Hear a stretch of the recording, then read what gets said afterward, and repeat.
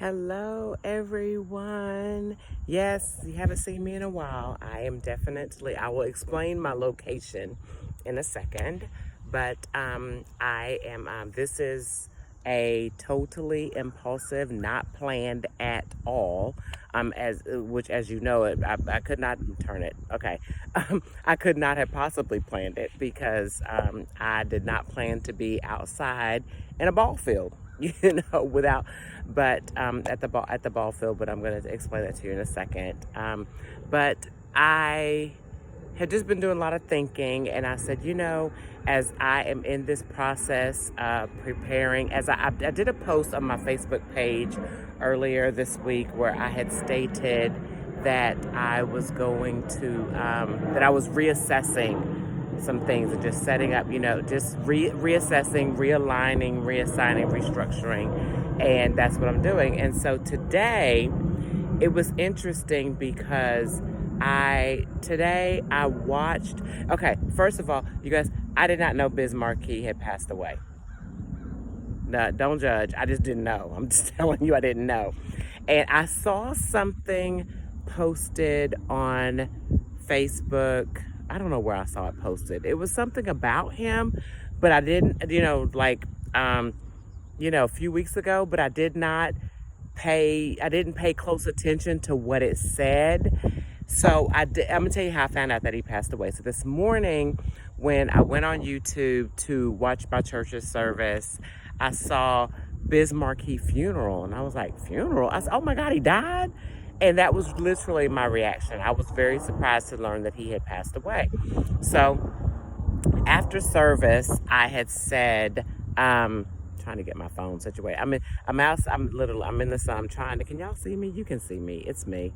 But I had, whenever I saw, I went out, after my church's service, online stuff. By the way, our new pastor's the bomb. I'll tell you about that later. But, I was online watching the service. And then when the service ended, at that point, then I hopped on another church's service because one of my friends from Texas, her baby was baptized today. And I had told her that I would attend virtually, her church's service virtually, which I did, and watched her baby boy be baptized. It was really sweet, beautiful service. He's such a cute young man, right? So after I'd been in church twice, then I went back and looked at the first Biz Marquis, right? And I'm gonna tell you, I watched the clip that I watched was of what's his name? Al Sharpton. Reverend Al Sharpton did the eulogy. And he said something. Hold on, I actually wrote it down. The only thing I have is my phone. Because I don't want to misstate what he said, right? But he said something, oh crap, but that's not what he said. But he said something that really was like, whoa, it really kind of made me stand straight up. And he said it was a beautiful eulogy, just absolutely beautiful. But he made a statement. This was the statement that he made. He said, if you have to stop being who you are to make it, then you didn't make it. You didn't make it. If you have to stop being who you are to make it, then you didn't make it. Some imitation of you made it. And I was like, woo. I said, that's good. He said, if you have to stop being who you are to make it, then somebody made it. It wasn't you though. It was an imitation of you.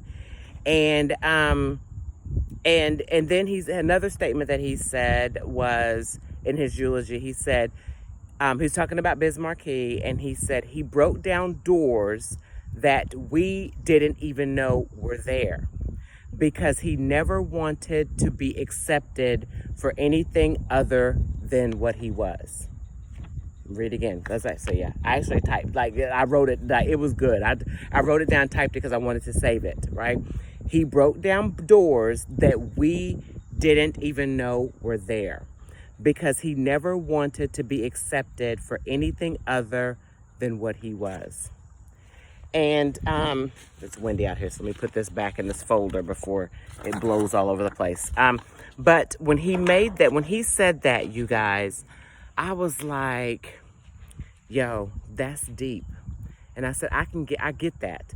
Because it made me think about how I always say to you guys, like, just be you. Like, be you, they'll adjust. Be you. Be who you are unapologetically. With that, just be who you are. Everyone else is already taken. So just be you.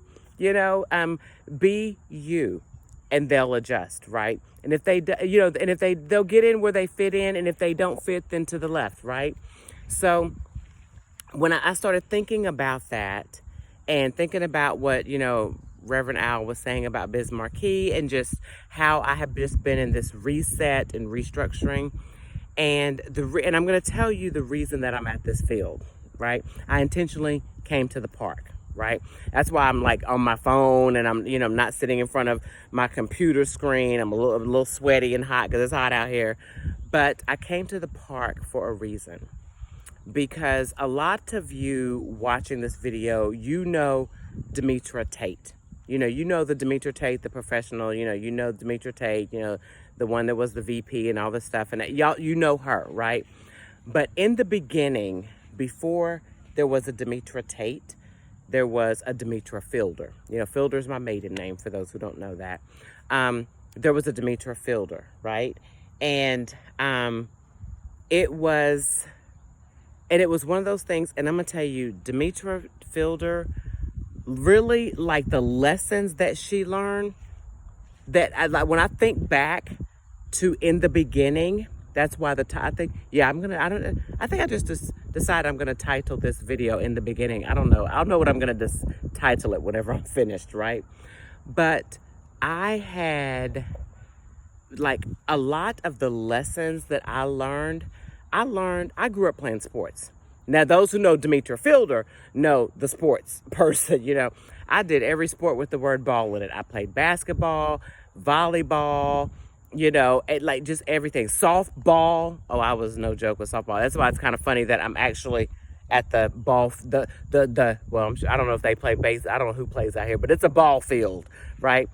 And then when I graduated, I picked up racquetball. Like, just anything with the word ball in it, I played. And then I ran track, as if that wasn't enough, right? But when I think about my ball playing life, and even in running track, where a lot of the key to my success, and I was good, so but the key was in the fundamentals, right? It was a fundamentalist. Like, my basketball coach, my softball coach, volleyball, we got drilled. We were drilled. It was always drills, run up and down the court, dribble, learn how to handle the ball, just everything. And everything started with the basics, the fundamentals. What are the fundamentals? Before we played a game, it was the fundamentals, right? And I thought about, and I said, you know what? I am a fundamentalist. That is who I am. I respect the fundamentals. I read the rule. I read the rule book. I'm not the plug and play chick. I'm not that person that just buys something, plugs it in, and tries to figure out how it works. No, I read the manual. I read the instructions. That's just so that I know how to operate it efficiently, right? And when I think about my business motto is, work smarter, not harder. And I have this product that I'm putting together, and that I'm cleaning up, and it's called How to Do More with Less. How to Do More with Less. And then there's an acronym, T.I.M.E. Time, but the T is time, information, money, effort. How to do more with less. And I know that. I know how to do more with less. I know how to work smarter, not harder. I know that people are doing too much. I know that for those of you who have read my book, everything that I say in my book, I mean that. You know, I have the hat, t-shirt, and bumper sticker on all of it, both personally and professionally.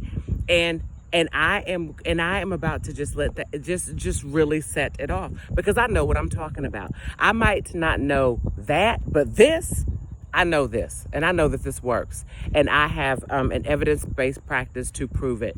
And so, if you want to, you know, I have, I'm primarily, my target market is going to be, you know, I say on my website that, you know, I work with nonprofit organizations, small businesses, and you know that, but I'm really kind of zooming in on the nonprofit organization, because that's where my professional experience predominantly is. And I know it. There's no one who knows more about nonprofit organizations than Demetra Tate, right? But you really can do more with less. People can really work smart, do really need to work smarter, not harder, you know, and it really is that simple. But, and I'm saying some things that a lot of people would not, like, who doesn't want to work smarter? You know, why would you want to keep doing too much? There's enough for everyone to do, you know, like, do what you do and let them do what they do.